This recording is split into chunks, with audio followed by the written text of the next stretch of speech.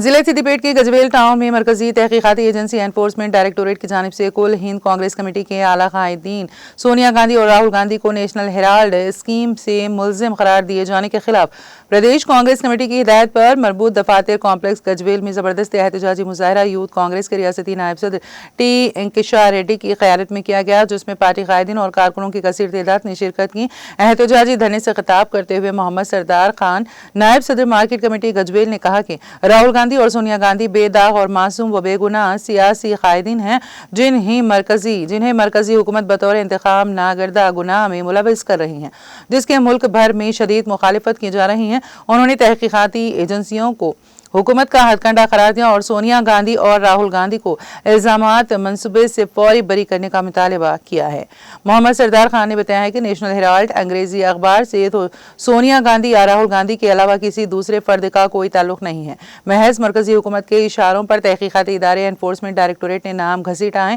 انہوں نے توقع ظاہر کی ہے کہ کانگریس کے مرکزی قائدین عنقریب بے گناہ ثابت ہوں گے۔ اس موقع پر صدر گاؤں committee M Raju, secretary N Ramulu Goud, اقلیتی قائدین محمد سمیر، سید شاہد احمد، محمد اظہر، سید امجد، یوتھ کانگریس صدر راجشیکھر ریڈی، سرینیواس اور دوسرے بھی موجود تھے۔